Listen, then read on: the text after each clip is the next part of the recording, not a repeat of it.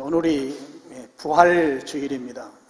이 부활주일이 오늘로 정해진 것은 지금부터 한 1700년 전에 정해졌습니다.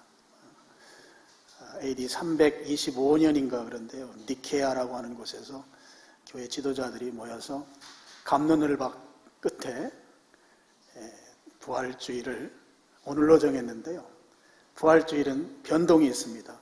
왜 변동이 있는가 하면 우선 부활주일은 새봄에 하자. 제1원칙입니다. 새봄은 우리 절기로 따지면 춘분을 지나야 합니다. 춘분이 3월 21일 또는 22일쯤 그쯤 되죠. 춘분은 아마 양력으로 계산을 합니다. 춘분 지나고 나서 그 다음에 이제 음력으로 넘어갑니다. 음력으로 넘어가서 보름달이 한번 떠야 합니다. 달이 한번 보름달이 뜨고 만월이죠. 만월이 된 그 다음 주일날이 부활주일로 이렇게 정해져서 지금까지 한 1700년 오랜 역사를 가지고 이 교회력으로 이렇게 부활주일이 지금까지 지켜지는데요. 주로 성경의 그 구약의 절기로는 6월절과 가장 시기적으로 맞닿아 있습니다. 의미도 상당히 같은 의미를 담고 있기도 하죠. 그래서 어떤 교회들은 부활주일을 좀 연기한다 그런 교회들도 있는 것 같은데 이 유구한 교회력인데 저는 옮길 수 없다. 그래서 저희가 그냥 부활주일 같이 예배를 드리고 또 우리 부활주일마다 하는 주의 만찬 예식도 그대로 저희 진행하기로 그렇게 했습니다. 오늘 사도행전 말씀은 바울의 이야기이죠. 바울이 순회 전도 사역을 진행했습니다. 지금의 터키 지역과 또 그리스, 유럽이죠. 로마 지역까지 일생 동안 3번에 걸쳐서 순회 사역을 했는데요. 주로 도시를 중심으로 해서 복음을 전했습니다. 바울이 방문하는 도시마다 그야말로 놀라운 성과들을 거뒀습니다. 그래서 그곳에서 큰 열매들을 거뒀는데요. 그 열매라 함은 교회를 세운 것을 말합니다. 방문하는 도시마다 주의 복음을 전하고 그 결과로 교회들이 세워졌습니다. 그런데 유독 한 곳에서만 뚜렷한 열매가 없는 그런 결과를 가져온 곳이 있는데요. 바로 이제 오늘 말씀에 보면 아덴으로 성경에 표현되어 있는 그리스의 아테네입니다. 아테네에서의 사역은 뚜렷한 열매가 없는 유일한 지역으로 볼 수 있겠습니다. 아테네 하면 바울 시대 당시에도 학문, 철학, 고대에는 웅변술이 굉장히 높이 평가받았어요. 말 잘하는 것. 그런 것으로 유명한 도시가 바로 아테네였습니다. 그 아테네에 바울이 가서 복음을 전할 때 바울도 굉장히 똑똑한 사람이거든요. 공부도 많이 하고. 그래서 그들의 방식대로 접근하려고 했던 거죠. 그래서 철학적인 변증을 통해서 하나님을 소개하려고 했다가 좋은 열매를 맺지 못하고 오히려 조롱당하고 도망치듯이 그 다음 도시인 고린도로 이동했습니다.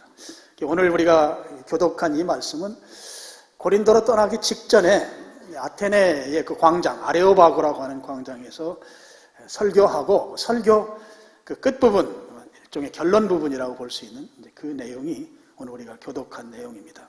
30절, 알지 못하던 시대에는 이랬습니다. 알지 못한다는 것은 하나님을 진짜 하나님으로 모른다는 의미죠. 하나님이 진짜 하나님을 잘 모르던 시대에는 하나님이 간과하셨거니와 그랬습니다. 간과했다는 것은 지나쳤다, 지나갔다 그런 뜻이잖아요. 그러니까 하나님을 제대로 모를 때는 하나님께서 그냥 그렇게 살도록 내버려 두셨다, 그런 의미입니다.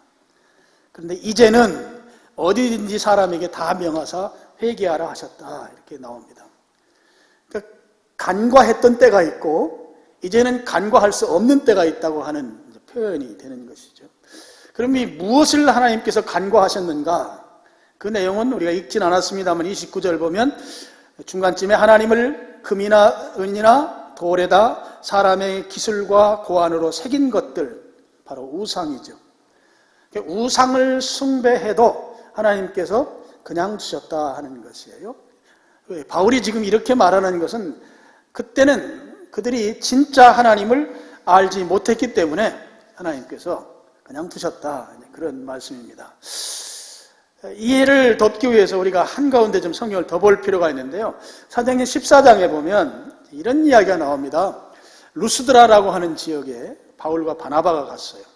가는데 나면서부터 하반신 장애를 가진 사람이 있었습니다. 예수님의 이름으로 그가 걸을 수 있도록 회복시켜주는 역사가 나타났어요. 그러니까 그 루스드라에 살던 사람들이 바울과 바나바를 이건 사람의 모습으로 온 그 그리스 신이다 해서 막 제사를 지내기 위해서 신으로 막 모시려고 하는 장면이 나와요. 그래서 바나바는 제우스 신이고 바울은 좀 머리가 저처럼 이렇게 많이 빠졌던 모습으로 있거든요. 그러니까 헤르메스 신이다. 그래서 루스드라 사람들이 신으로 모시면서 제사를 지내려고 하니까 야, 우리도 인간이다. 그래서 만류를 하면서 그 중에 이제 했던 내용이 아까 스크린 다시 올려보시죠. 사도행전 14장 16절, 17절입니다. 제가 16절 읽겠습니다. 하나님이 지나간 시대에는 그랬어요. 이 지나간 시대가 오늘 우리가 읽은 30절에 알지 못하던 시대와 같은 뜻입니다. 지나간 시대에는 모든 민족으로 자기들의 길들을 가게 방임하였으나, 방임했다는 말이 오늘 본문에 간과했다는 말과 같은 의미입니다. 하나님께서 알지 못하던 시대, 지나간 시대에는 그냥 자기들이 그냥 자기 길 가도록 하나님이 내버려 두셨다, 그런 의미이죠. 그러니까 지금 오늘 우리가 읽은 본문에 간과했다는 말이나 사도행전 14장에 나오는 방임했다는 말은 의미가 같은 뜻입니다. 그러면 하나님께서 간과하고 또는 방임하고 내버려 두셨다고 할 때, 그러면 그들이 내버려 두신 것 자체가 죄가 없는 것이냐? 이제 그런 건 아니라고 하는 거예요. 몰랐기 때문에 우상을 숭배한 걸 하나님이 도와주시는가? 그렇지 않다고 하는 것입니다. 그렇지 않다는 것을 17절에 기록해 놓고 있는 것이죠. 17절 우리 같이 한번 읽어보겠습니다. 시작. 그러나 하나님께서 자기를 증언하지 아니하신 것이 아니니 곧 비를 내리시며 결실기를 주시는 선한 일을 하사 식과 17절 보면 그러나로 시작하고 하나님께서는 가로로 제가 이해하기 쉽도록 하나님께서는 성경 구절에는 안 나와 있어요. 자기를 증언하지 아니하신 것이 아니니, 증언했다는 말이잖아요. 하나님의 자기 증언입니다. 하나님의 자기 증언. 이걸 신학 용어로는 계시 이렇게 말해요. 우리 스스로는 하나님을 알 수 없어요. 하나님께서 하나님을 자기 증언을 하셔야만 우리가 하나님을 알 수 있어요. 하나님께서 하나님을 계시해 주실 때에만 피조물은 우리가 하나님을 인식할 수 있다고요. 이 계시는 두 가지로 나눠요. 하나는 일반 계시라고 합니다. 일반 계시. 또 한 가지는 일반이 있으니까 특별이 있겠죠. 특별 계시라는 게 있어요. 특별 계시는 무엇인가 하면 바로 예수 그리스도가 하나님을 알게 하는 특별 계시입니다. 예수님을 보면 하나님을 알 수 있는 것이죠. 그리고 또 하나의 특별 계시는 여러분이 가지고 있는 성경 말씀입니다. 기록된 예수 그리스도, 성경. 그래서 특별 계시는 이제 두 개로 우리가 표현할 수 있어요. 예수님, 그리고 성경.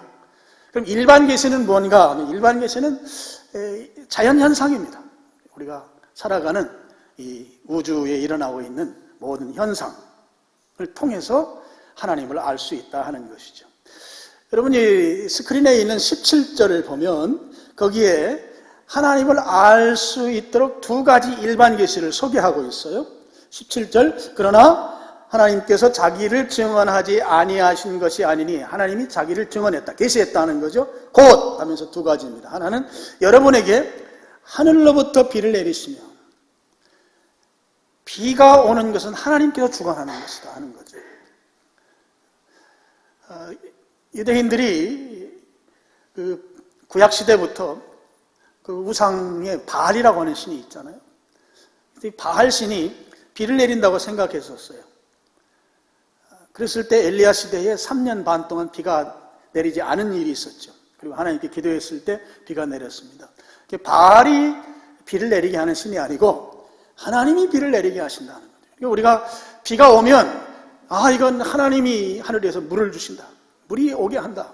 하나님을 인식할 수 있는 것으로 비가 내리는 것을 통해서 하나님을 인식할 수 있다 하는 거죠. 또 한 가지는 결실기를 주시는 선한 일을 하사 음식과 기쁨으로 여러분의 마음에 만족하게 하셨느니라. 결실기, 철을 따라서 과실을 맺게 해주심으로 우리가 음식을 먹고 먹을거리가 있어서 양식이 있어서 기쁨으로 살아갈 수 있도록 만족하며 살아갈 수 있도록 하신 분이 바로 하나님이시다 하는 것입니다. 여러분, 철 따라 과일이 있고 또 곡식이 있고 또 열매가 있고 그렇습니다. 그런 걸 통해서 우리가 하나님을 알 수 있다고 하는 것이죠.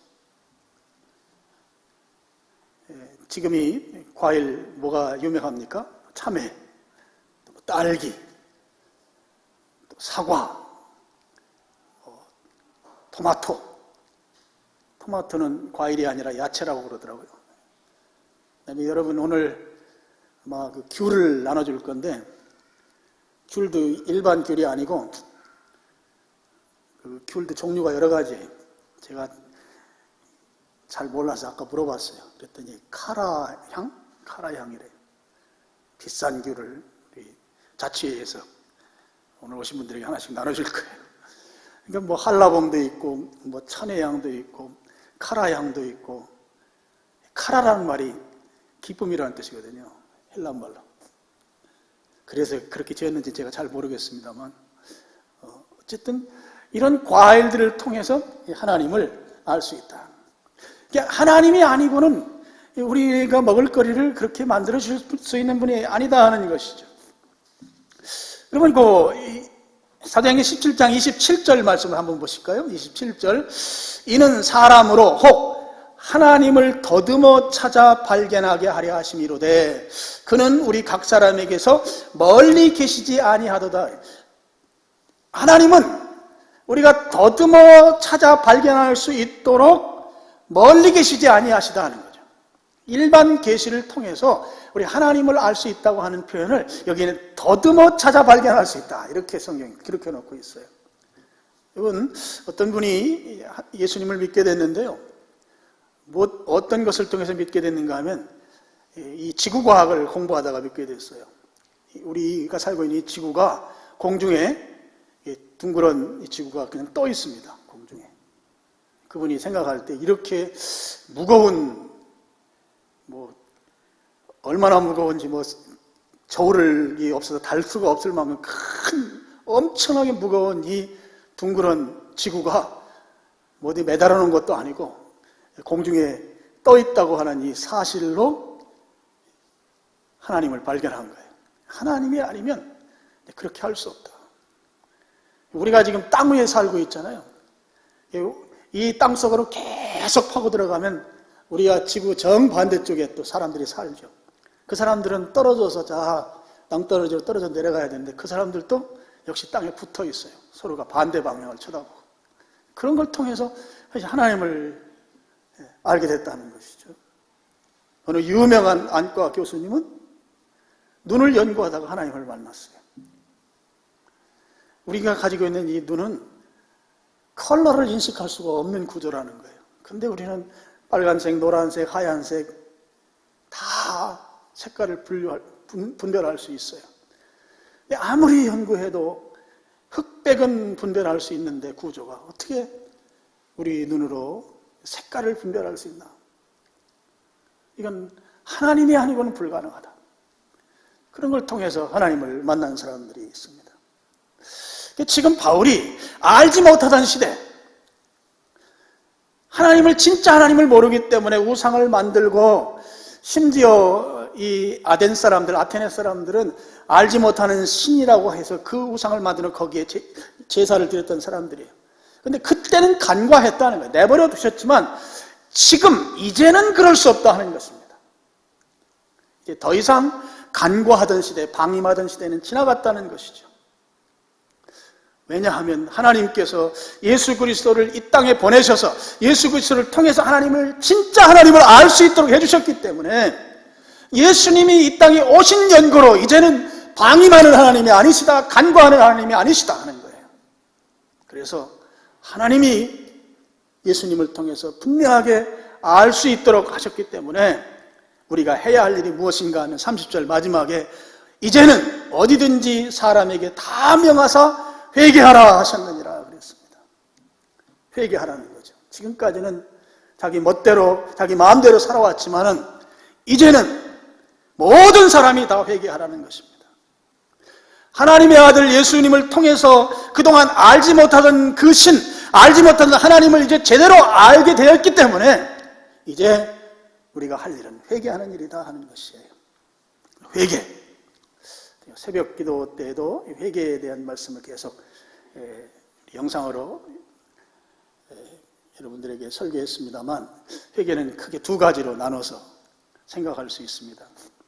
헬라 말이 두 가지 의미가 있어요. 하나는 죄악으로부터 유턴, 돌이키는 것이에요. 세상의 삶으로부터 하나님께로 방향을 바꾸는 것입니다. 불신자의 삶을 살다가 예수 그리스도로 말미암아 하나님께로 돌아오는 것을 회개라고 합니다. 또 한 가지는 그리스도인의 회개예요. 신자로 살아가면서 하나님의 말씀에 위배된 삶이 발견될 때, 그때 그 위배된 사실을 말씀 앞에 동의하고 자백하고 삶을 고치는 것을 말합니다. 불신자가 신자 될 때를 회심이라고도 해요. 그때는 예수 그리스도의 복음을 통해서 예수님을 영접함으로 인해서 회개가 이루어집니다. 신자들의 경우에는, 그리스도인의 경우에는 자백함으로 말미암아, 자백한다는 것은 하나님의 말씀 앞에 내가 잘못된 것이 비춰질 때 거기에 동의하는 것을 말합니다. 동의하는 것으로 그치지 아니하고 삶을 고치는 것이에요. 회개입니다.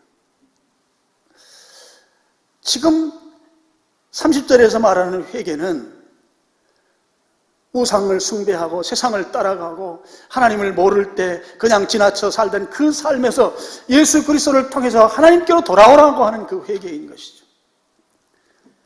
31절 보겠습니다. 이는 정하신 사람으로 하여금 천하를 공의로 심판한 날을 작정하시고 이랬어요. 여기 정하신 사람은 바로 예수 그리스도를 말합니다. 예수님으로 하여금 천하를 공의로 심판할 날을 작정하셨다 하는 거예요. 심판은 대상이 불신자입니다. 하나님께서 심판하실 때 그 심판의 대상자는 불신자인 거죠. 예수님을 통해서 하나님께서 공의로 심판하실 것을 작정하셨다는 것이죠. 여러분, 이 작정했다고 하는 말은 하나님 반드시 심판하신다는 말씀이에요. 그래서 회개하라는 것입니다. 하나님 반드시 심판할 거니까 회개하고 하나님께로 돌아오라는 것이죠.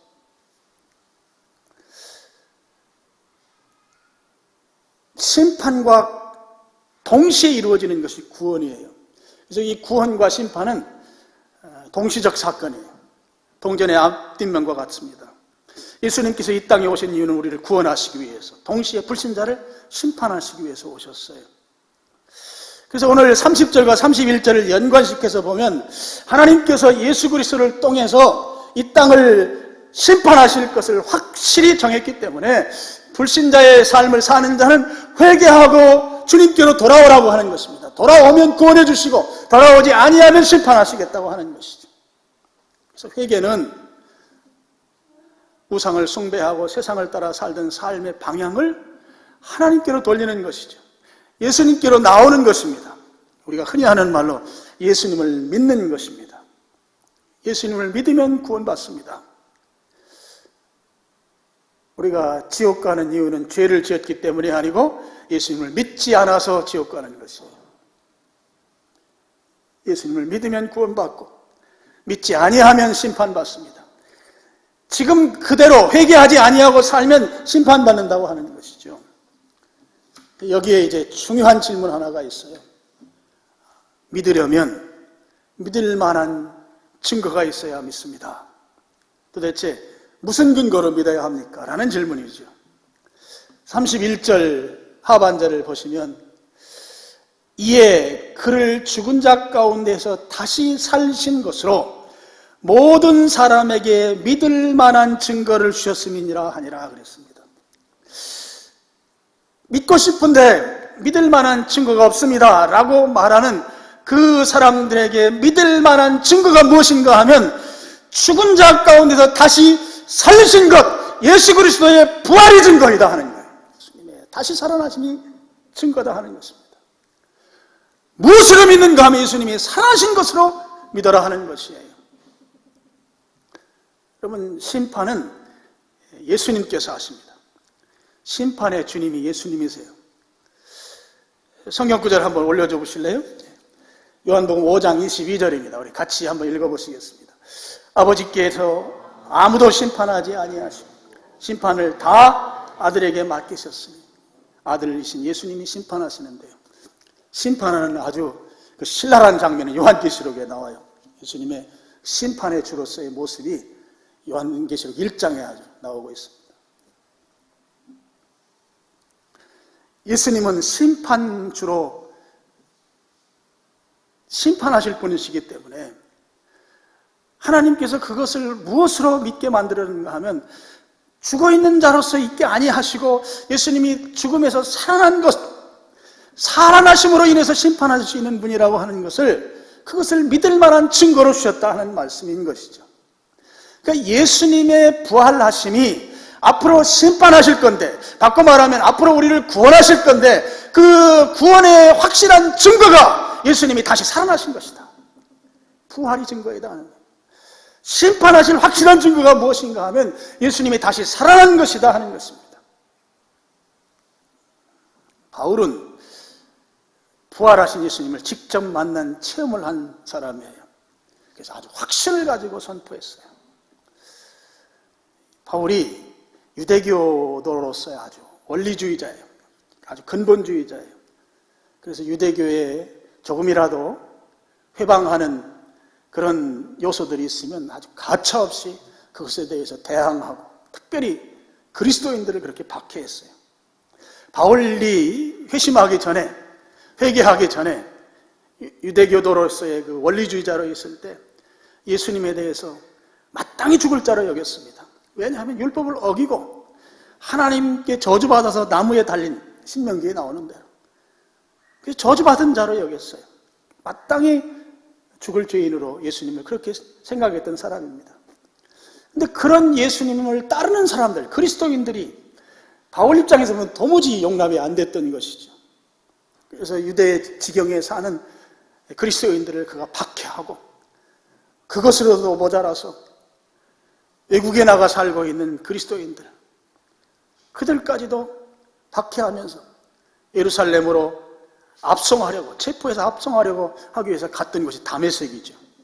다메섹에 가다가 호련히 갑자기 하늘로부터 빛이 그를 둘러싸면서 그가 부활하신 예수님을 만났습니다. 사울아 사울아 네가 어찌하여 나를 박해하느냐. 바울이 깜짝 놀라서 주여 누구십니까? 나는 내가 박해하는 예수다. 바울 입장에서는 율법의 저주를 받아 죽은 줄로만 알았는데 그분이 살아서 바울을 1대1로 만나주신 거예요. 하늘에 계시면서 바울을 만나주셨다고요. 바울이 부활한 예수님, 다시 살아난 예수님을 만나고 나서 그 이후로 사도행전 역사를 보면 그는 아주 목숨을 걸고 예수님의 부활을 선포하고 있습니다. 예수님의 부활이 바로 심판주로 오시는 믿을 만한 증거다 하는 거예요. 예수님의 부활이 우리를 구원하실 확실한 증거이다 하는 것이죠. 심판과 구원은 동시적으로 일어나기 때문에 심판 주님으로서 증거가 무엇인가? 예수님의 부활이다. 우리를 구원하신 주님으로서의 확실한 증거가 무엇이냐? 예수님의 부활이다 하는 것입니다. 불신앙의 자리에 있으면 예수님 심판하신 주님 우리에게 오십니다. 반드시 오십니다. 심판은 누가 하시는가? 예수님께서 하시는 것이죠. 예수님은 우리를 심판하기 위해 이 땅에 오셨고 부활하셨습니다. 그것이 믿을 만한 증거라는 거예요. 그리스도인으로 산 다음에 예수님이 우리를 확실하게 반드시 구원주로 다시 재림하실 것이에요. 요한복음 14장 3절에 나오는 것처럼 내가 초소를 예비하면 다시 와서 너희를 나 있는 곳에 있게 하겠다. 예수님께서 우리를 구원하시겠다고 하는 확실한 증거예요. 부활하신 주님의 확실한 모습인 것이죠.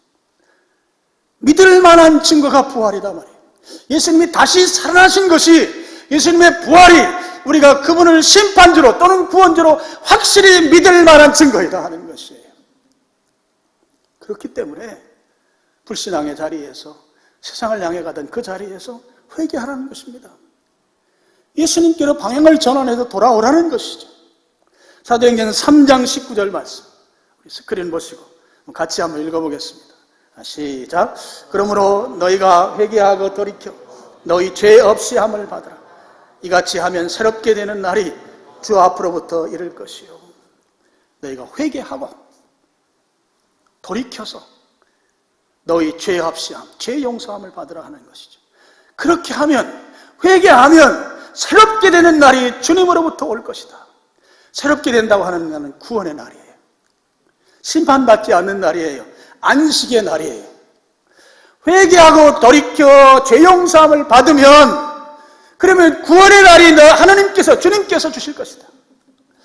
안식의 날을 주실 것이다. 새로운 날. 지금까지와 같은 삶이 아닌 전혀 새로운 인생이 너 앞에 펼쳐질 것이다. 그런 말씀인 것이죠. 그러면 죄가 무엇일까요? 죄 없이 함을 받는다.